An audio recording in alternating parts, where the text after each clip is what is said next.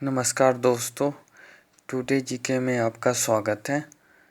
और आज हम आपके लिए लाए हैं कि last 3 day strategy of UPPCS.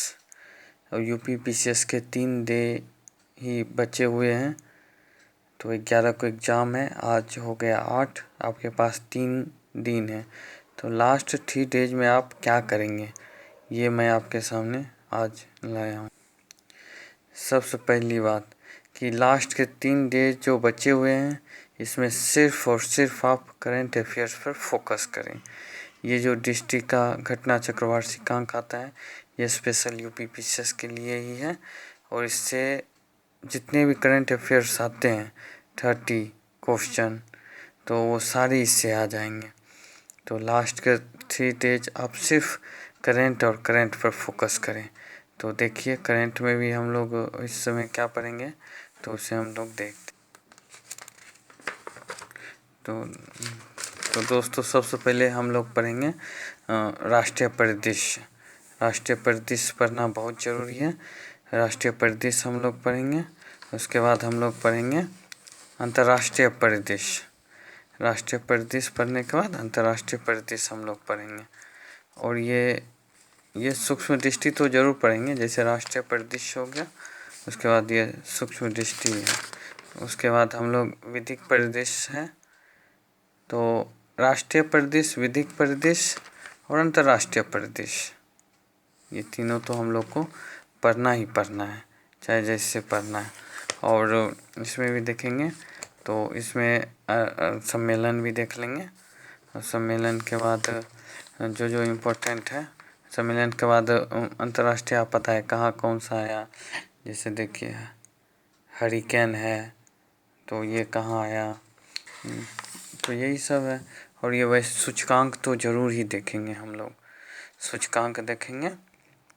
और उसके बाद फिर हम इसमें देखेंगे क्या, उत्तर प्रदेश परिदृश्य। देखिए, यूपीपीसीएस में उत्तर प्रदेश से भी बहुत सारे क्वेश्चन आते हैं, राज्य विशेष से। तो इसमें उत्तर प्रदेश परिदृश्य भी दिया हुआ है, इसे भी आप पढ़ जाएंगे।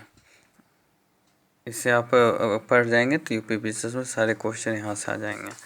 उसके बाद आप आयोग, समिति और ये सम्मेलन, कहाँ कौन सा सम्मेलन हुआ, समिति तो पूछता ही पूछता है। अगर आप यूपीपीसीएस लगातार दे रहे हैं तो आपको पता ही होगा कि समिति तो पूछता ही, आयोग और समिति, एक क्वेश्चन तो रहता ही रहता है। उसके बाद हम लोग देखेंगे संधि, समझौते, संधि और समझौते। इस तरह से हम लोग पूरे करंट अफेयर्स को कवर कर पाएंगे। और इतने दिन में सिर्फ आप करंट अफेयर्स ही पढ़ें। 3 दिन में इधर उधर जितना पढ़ना था पढ़ लिए, पॉलिटी, ज्योग्राफी जो भी पढ़ना था, जीएस जितना पढ़ना था पढ़ लिए। और ये 3 दिन में आप करंट अफेयर्स पर भी फोकस करें।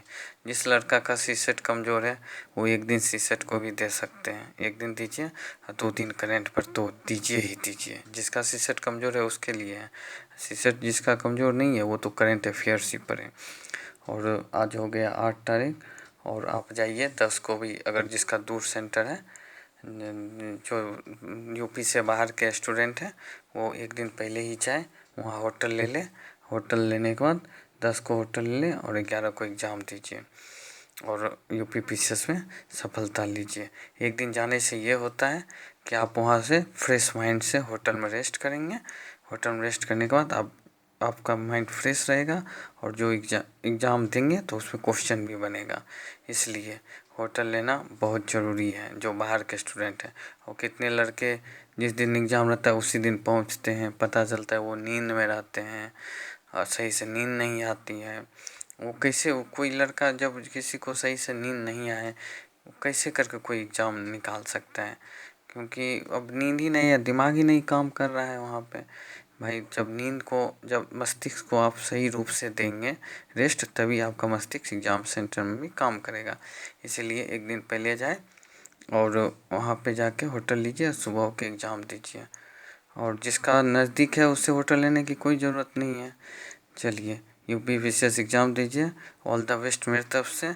और यूपीपीसीएस एग्ज़ाम देके इसमें कंप्लीट करिए यूपीपीसीएस को, और यूपी में अधिकारी बने। धन्यवाद, ऑल द बेस्ट।